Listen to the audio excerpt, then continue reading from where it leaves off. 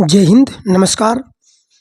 मैं हूँ रामाचल और आप सभी लोगों का आपकी अपनी यूट्यूब चैनल रामाचल गुरुकुल में बहुत बहुत स्वागत एवं अभिनंदन है। आज की क्लास हिंदी ग्रामर की कड़ी में आगे का जो शब्द का प्रकार है, हमने अभी तक पिछले वीडियो में उत्पत्ति के आधार पर और रचना के आधार पर शब्द के भाग यानी भेद पढ़ लिया है। आज की क्लास है अर्थ के आधार पर शब्द के भेद।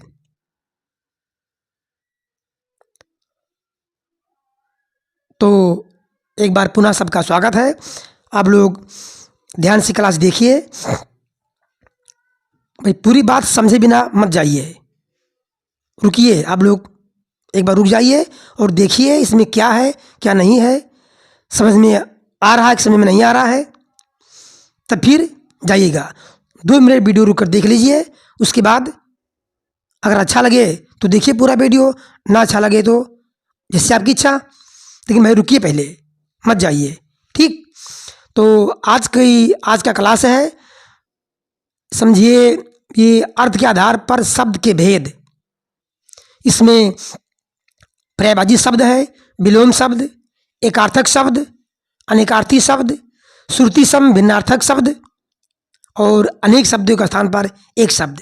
इसमें से 2 नंबर तो पक्का एग्जाम में पूछ लेता है और हर बार परीक्षा में आता है। तो यूपीपी यानी उत्तर प्रदेश पुलिस की भर्ती जो एग्जाम होने वाला है, अगर उसकी तैयारी कर रहे हैं तो वीडियो आपके लिए है। आप ठीक जगह आ चुके हैं। और UP TET, C TET, super TET, इन सब की तैयारी कर रहे हैं तो भी आप ठीक जगह आए हुए हैं और वीडियो पर ठीक जगह क्लिक किए हैं। तो रुकिए, पूरा वीडियो देख के जाइए, फिर समझ में आएगा। तो आज चलिए शुरू करते हैं। पहला है मतलब नंबर 3 है, ये उत्पत्ति का आधार पर हो गया था, रचना के आधार पर भी हो गया था। आज है अर्थ के आधार पर। क्या? अर्थ के आधार पर। अर्थ के आधार पर शब्द के कितने भेद होते हैं? 6 भेद। एकदम क्लास में पढ़ते पढ़ते ही याद कर लीजिए, ताकि दोबारा कभी पुनः भी देखना ना पड़े, ठीक। अर्थ के आधार पर शब्द 6 प्रकार के होते हैं। कितने होते हैं? 6 प्रकार के। पहला क्या है? पर्यायवाची। अब पर्यायवाची शब्द कभी कभी तो 2-3 पूछ लेता है, तो भाई इसको ध्यान से देखिए। वह शब्द जिनका अर्थ एक समान होता है। सबको पता है कि समान अर्थ वाले शब्दों को क्या कहते हैं? पर्यायवाची कहते हैं। समान अर्थ वाले शब्दों को पर्यायवाची शब्द कहते हैं। जैसे ये जल है, जल का मतलब पानी, तो जल का पर्यायवाची क्या क्या होता है? तोय, पानी, वारी, नीर। बस 3-4 याद करिए, जल का पर्यायवाची।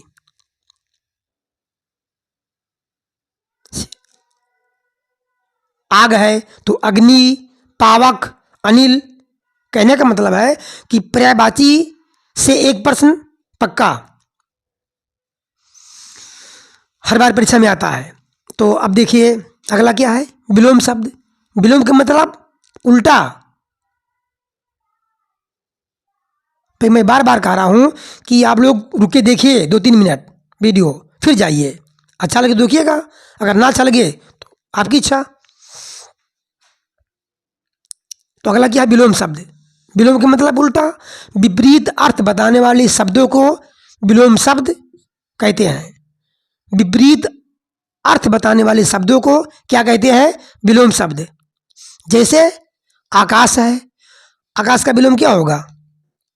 मतलब उल्टा, पाताल। अमृत का उल्टा मतलब विलोम शब्द विष यानी जहर। इसी प्रकार जीवन का उल्टा क्या होगा? विलोम शब्द मरण। सुखी का दुखी। अब इसका मतलब यह नहीं है कि यही शब्द आ जाएगा। जब हम प्रैक्टिस कराएंगे पर्यायवाची शब्द का, विलोम का, तत्सम, तद्भव, अनेकार्थी, तब उसमें जो परीक्षा में बार बार पूछे जाते हैं उन्हीं प्रश्नों को, उन्हीं शब्दों को हम प्रैक्टिस कराएंगे। वो रहेगा वेरी इंपॉर्टेंट क्वेश्चन। तो आगे देखिए नंबर 3 में क्या है, एकार्थक शब्द। एकार्थी शब्दों से केवल एक ही अर्थ का बोध होता है। एकार्थी शब्दों से केवल एक ही अर्थ का बोध होगा। जैसे पुस्तक, तो पुस्तक का मतलब पुस्तक ही होता है, हाथी तो होगा नहीं, ना बकरी होगा, पुस्तक के मतलब पुस्तक ही। तो इसका मतलब यही हो गया कि एकार्थी शब्दों से केवल एक शब्द का, ओनली वन, एक शब्द का बोध होता है। जैसे पुस्तक माने पुस्तक, जनवरी ये महीना का नाम है, तो जनवरी का मतलब जनवरी, मास तो होगा नहीं। उसी प्रकार निंदा है, निपुण, घर, अपराध, ये शब्द एक ही अर्थ का बोध कराते हैं, इसीलिए इसे इन्हें कहा जाता है एकार्थक शब्द। ठीक, आगे देखिए अनेकार्थी शब्द। अब इसका उल्टा हो गया कि अनेक अर्थ, अनेकार्थी शब्दों से एक से अधिक अर्थों का बोध होता है। अनेकार्थी शब्दों से एक से अधिक अर्थों का बोध होता है। जैसे मान लीजिए ये अर्थ है, अर्थ का मतलब धन मनी भी होता है, और अर्थ का मतलब अभिप्राय भी होता है। जैसे कहा जाए किस दोहे का अर्थ क्या है, तो वहाँ क्या मतलब हुआ, वहाँ अर्थ का मतलब हुआ अभिप्राय, अभिप्राय, तात्पर्य या मतलब, हेतु, यानी इसी अर्थ का मतलब धन भी है, अभिप्राय भी है, हेतु भी है। जैसे आगे देखिए ये जीवन है। अब जीवन का मतलब क्या होगा, जीवन का अर्थ एक ही शब्द है, इसके अर्थ अनेक हैं। ये अनेकार्थी शब्द है। जीवन का मतलब प्राण, उसके बाद वायु, जीवन माने प्राण भी, वायु भी, वायु और जीवन मतलब जल भी। ठीक, जैसे पत्र है। अब पत्र माने होता है पत्ता, पेड़ का पत्ता, आम का पत्ता, जामुन का पत्ता, ये पत्ता हो गया। और पत्र का मतलब चिट्ठी भी होता है, पत्र, उसका पत्र आया, तो उस पत्र का मतलब चिट्ठी, पेड़ से पत्र गिरा तो पत्र का मतलब पत्ता। कल, अब कल एक ही शब्द है लेकिन इसके अर्थ अनेक हैं। जैसे एक कल माने होता है बीता हुआ कल, मतलब यस्टरडे, बीता हुआ कल मतलब यस्टरडे। एक कल होता है आने वाला कल, टुमारो। जैसे मान लीजिए आज संडे है, तो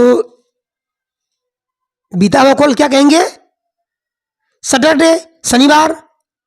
और आने वाला कल क्या होगा, संडे के आगे मंडे, मंडे क्या है, टुमारो, मतलब आने वाला कल। और कल के मतलब ही होता है मशीन। तो कल के मतलब इसका 3 अर्थ हो गया, बीता हुआ कल, आने वाला कल और मशीन। लोग कहते नहीं है कल कारखाना, तो मशीनों का कारखाना, तो कल के मतलब मशीन।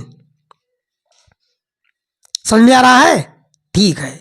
आगे देखिए श्रुति सम भिन्नार्थक, भिन्नार्थक शब्द।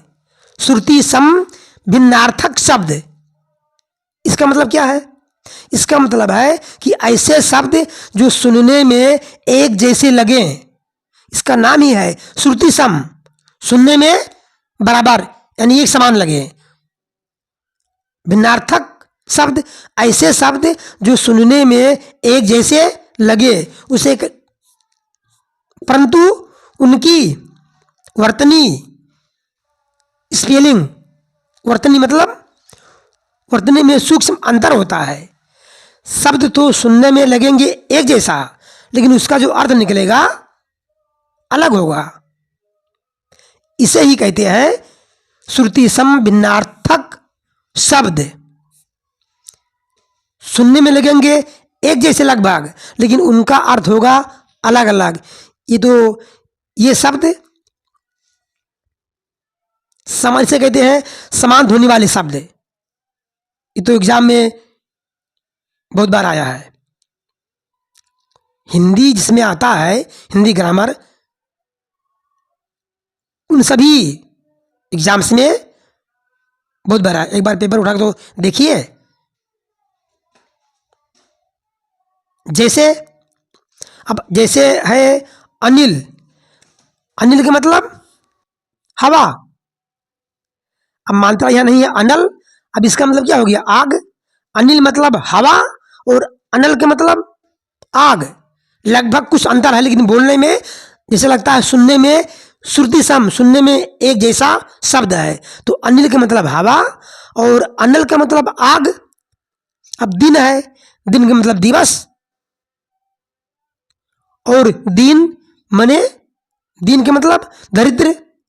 तो सुनने में लगता है एक जैसा शब्द से दिन, दिन। दीन दयाल बिरदु संभारी। आज कौन सा दिन है?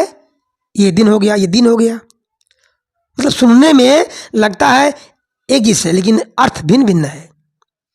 अब देखिए अवधि, एक अवधि है, एक अवधि। इस धा पर बड़ी की मात्रा, इस धा पर छोटी की मात्रा। वो अवधि क्या हो गया? भाषा का नाम हो गया ये, अवधि भाषा। चलिए एक क्वेश्चन आप लोगों के लिए। ये जो तुलसीकृत श्री रामचरित मानस है, आप लोग बताइए कमेंट में कि ये किस भाषा में लिखा गया है। श्री रामचरित मानस जो तुलसीदास जी ने लिखा है, ये किस भाषा में लिखा गया है? आप लोग कमेंट में जिसको पता होगा जरूर आंसर दीजिएगा। प्रश्न एक बार फिर सुन लीजिए कि ये रामचरितमानस, श्री रामचरितमानस किस भाषा में लिखा गया है और इसके लेखक क्या हैं, लिखने वाले। आगे देखिए अगला शब्द है निधन और निर्धन। निधन, निर्धन। अब निधन में ऊपर मात्रा रा नहीं लगा है, इसमें लगा है, तो निधन के मतलब मृत्यु, मृत्यु, डेथ। और इस निर्धन का मतलब गरीब। ठीक। एक शब्द बचा है, एक है ये अनेक शब्दों के स्थान, अनेक शब्दों के लिए एक शब्द, लिखिएगा एक शब्द, अनेक शब्दों के लिए एक शब्द। अब ये किसे कहते हैं? अनेक शब्दों के लिए एक शब्द क्या है? देखिए वह शब्द जो वाक्यांश या अनेक शब्दों के स्थान पर कोई वाक्यांश हो या वाक्यांश हो या अनेक शब्द हो, इसके स्थान पर कोई एक शब्द आ जाए, किसी वाक्यांश के स्थान पर या अनेक शब्दों के स्थान पर प्रयोग किया जाए, उसे कहते हैं, उसे अनेक शब्दों का स्थान, शब्दों के लिए एक शब्द कहा जाता है। कोई वाक्यांश है या अनेक शब्द है, उसी के स्थान पर सिर्फ एक शब्द का प्रयोग कर दिया जाए। जैसे देख लीजिए, जैसे है ये एक वाक्यांश कर लीजिए या कह लीजिए अनेक शब्द जो ईश्वर को मानता हो। ये पूरा शब्द है, पूरा वाक्यांश है, शब्दों का समूह है कि जो ईश्वर को मानता हो उसे क्या कहते हैं? एक शब्द में आस्तिक। एक शब्द में आस्तिक। जो ईश्वर को ना मानता हो उसके लिए एक शब्द नास्तिक। ठीक, समझ में आ रहा है? आगे देखिए जो कभी ना मरे, ऐसा कभी होता है, लेकिन शब्द बना हुआ है कि जो कभी ना मरे अर्थात अमर। जो कभी ना मरे अर्थात अमर। अब देखिए एक शब्द, एक वाक्यांश है, आप लोग कमेंट में जरूर बताइएगा। पूरब और उत्तर दिशा के बीच के दिशा को क्या कहते हैं? एक शब्द में पुनः सुनिए, उत्तर और पूरब के बीच की दिशा को क्या कहते हैं? एक शब्द में आप लोग कमेंट में जरूर बताइएगा। तो आज की क्लास मुझे उम्मीद है कि आप लोगों को समझ में अवश्य आया होगा। यदि इस क्लास से आप लोगों को कुछ लाभ हुआ हो, अच्छा लगे, मतलब अच्छा लग रहा है, या कुछ ना कुछ लाभ तो हुआ ही होगा। यदि ऐसा आपको लगता है तो भाई इस वीडियो को लाइक करिएगा, कमेंट करिए, शेयर करिए मेरे दोस्तों में।